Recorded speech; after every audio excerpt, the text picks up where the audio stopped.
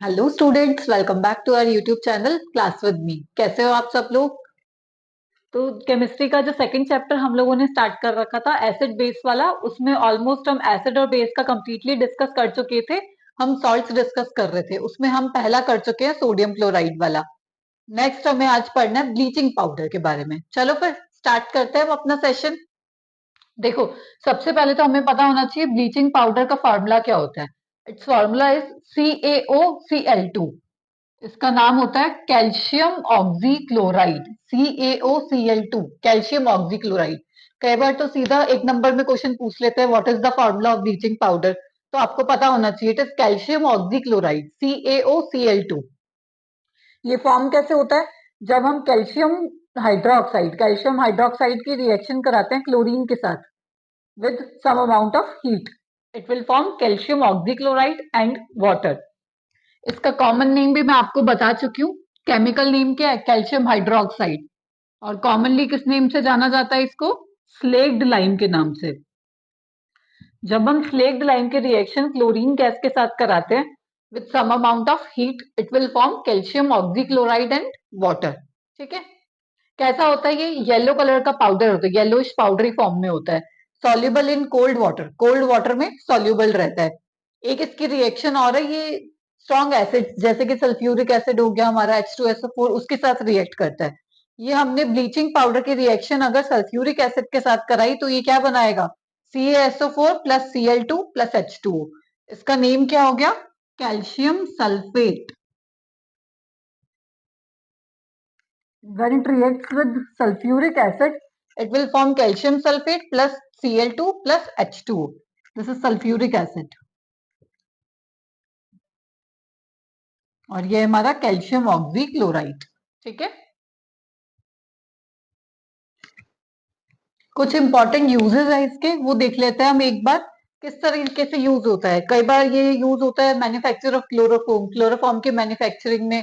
और वाटर को जर्म से फ्री करने के लिए यूज होता है, एज अ डिसइंफेक्टेंट यूज किया जाता है। और देख लेते हैं, it is also use as an oxidising agent, oxidising agent की तरह यूज होता है। ऑक्सीडाइजिंग एजेंट हम लोगों ने फर्स्ट चैप्टर में पढ़ा था, क्या था ऑक्सीडाइजिंग एजेंट?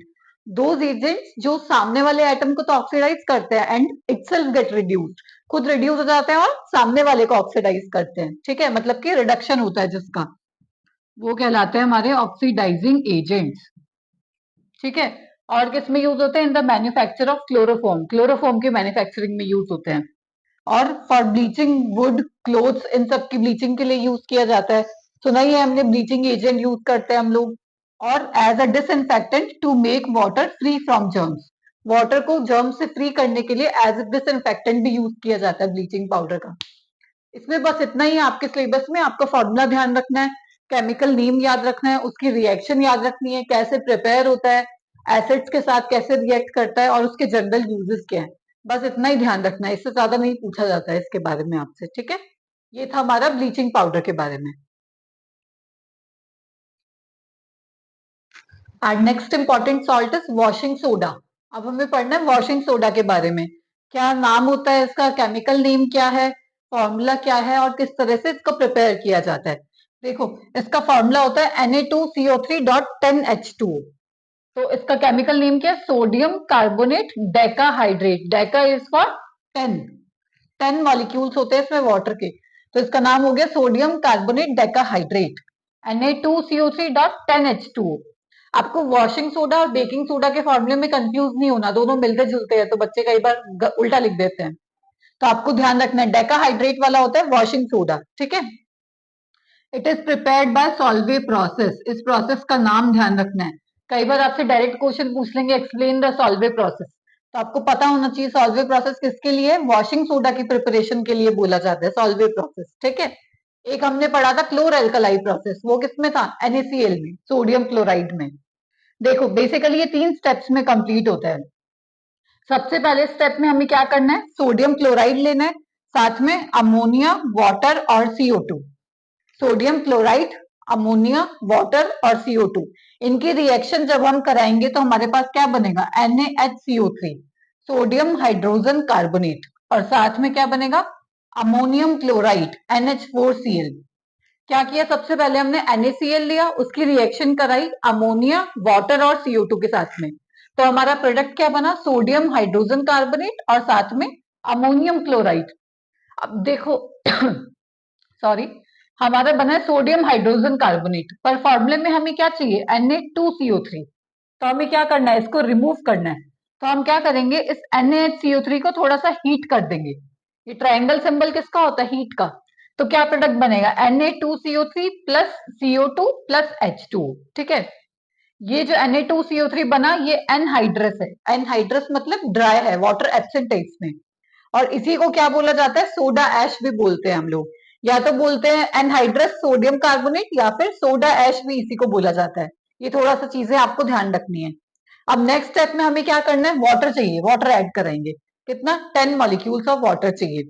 तो हमने क्या करा, इस ये जो सोडा ऐश हमारा प्रिपेयर हुआ, इसमें हमने ऐड करा 10 मॉलिक्यूल्स ऑफ वाटर। तो हमारा प्रोडक्ट क्या बन गया, Na2CO3.10H2O, विच मीन्स Na2CO3.10H2O क्या होता है हमारा, सोडियम कार्बोनेट डेकाहाइड्रेट या फिर वॉशिंग सोडा। ठीक है, ये प्रिपरेशन मेथड था इसका, नाम ध्यान रखना है, सोडियम कार्बोनेट डेकाहाइड्रेट। प्रिपरेशन के मेथड को हम लोग बोलते हैं सॉल्वे प्रोसेस। 3 स्टेप्स पे कंप्लीट होता है। NaCl, अमोनिया, वाटर और कार्बन डाइऑक्साइड, इनके रिएक्शन कराएंगे स्टेप फर्स्ट में।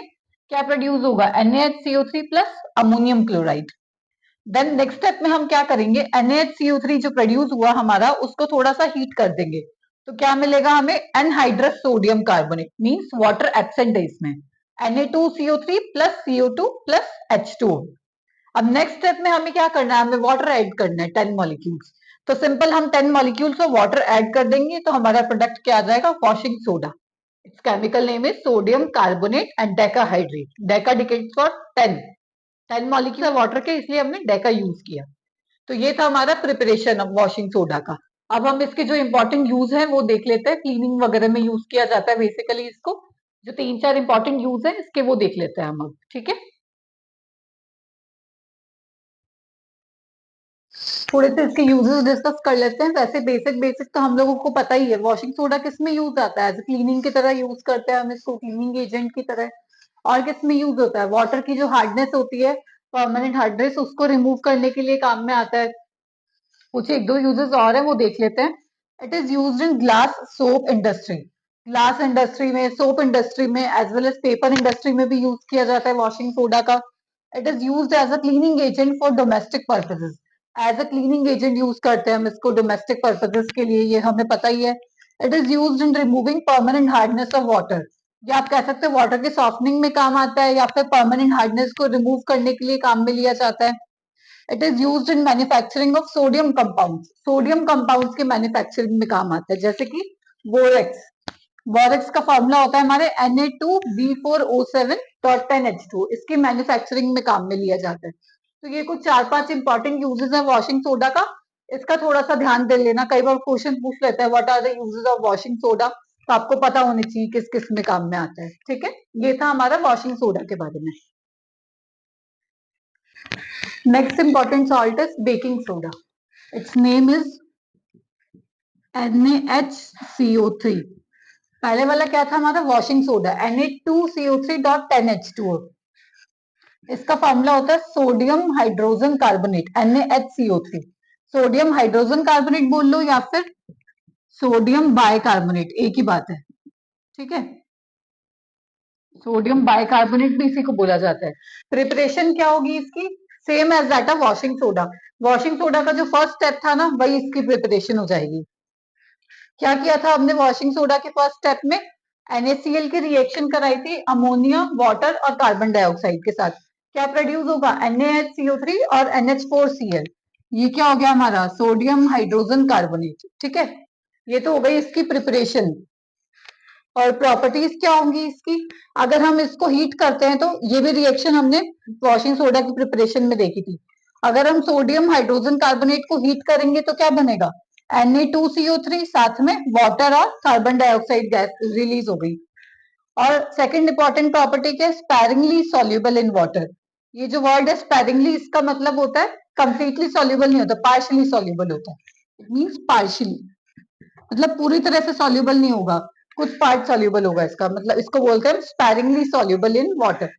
ठीक है, वॉशिंग सोडा का formula Na2CO3.10H2O, sodium carbonate decahydrate, और बेकिंग सोडा का NaHCO3।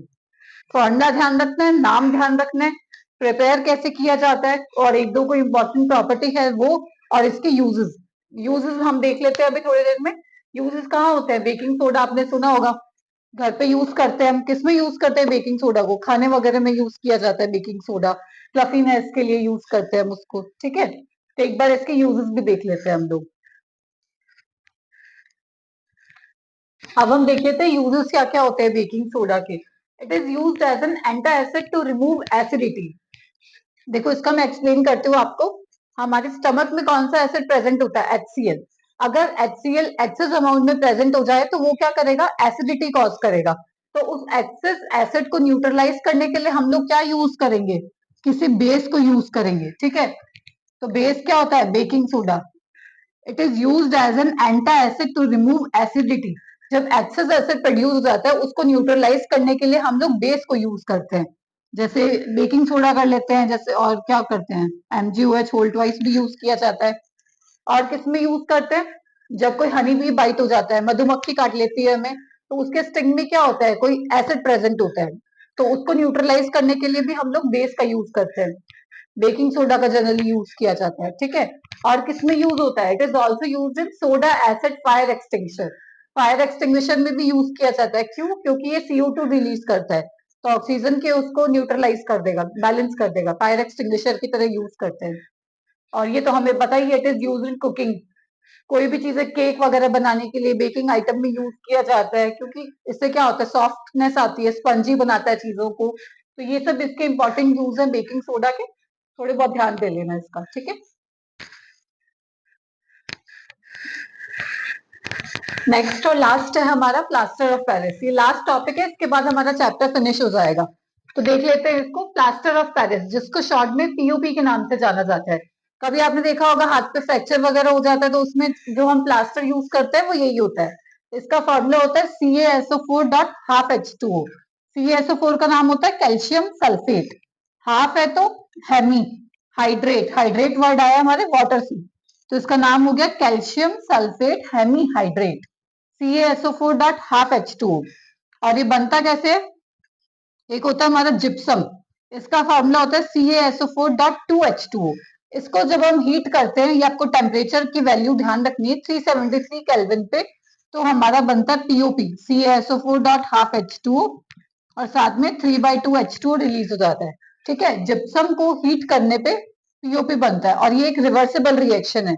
अगर हम POP में वापस 3/2H2O ऐड करेंगे तो वापस जिप्सम बन जाएगा। ठीक है, तो क्या वो कहते हैं POP में अगर हम वाटर ऐड करते हैं तो एक हार्ड सब्सटेंस बनता है जिसको हम लोग जिप्सम बोलते हैं। तो आपको दोनों का फॉर्मूला ध्यान रखना है। हाफ H2O वाला है प्लास्टर ऑफ पेरिस, और 2H2O वाला है जिप्सम। इसका नाम क्या हो गया? Calcium sulphate dihydrate. दो हाइड्रोजन वाटर है तो डाइहाइड्रेट, और ये क्या हो गया? Hemihydrate. ठीक है, इसके 4-5 इंपॉर्टेंट यूज है वो देख लेते हैं। फ्रैक्चर्ड बोन्स में यूज आता है, डेकोरेशन में, कोट वगैरह डेकोरेशन में काम में लिया जाता है, फॉल सीलिंग के लिए, वॉल सीलिंग के लिए काम में लिया जाता है। तो वो देख लेते हैं हम इसके कोई दो चार जो भी यूजेस है।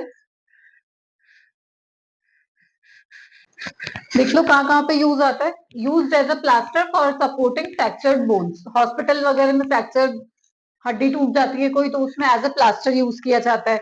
और किस में आता है? यूज फॉर मेकिंग टॉयज, खिलौने वगैरह बनाने के लिए। मटेरियल्स फॉर डेकोरेशन, डेकोरेशन के पर्पज से यूज करते हैं।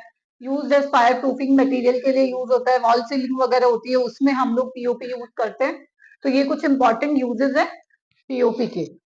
तो इसी के साथ हमारा चैप्टर भी खत्म होता है, एसिड बेसिस वाला।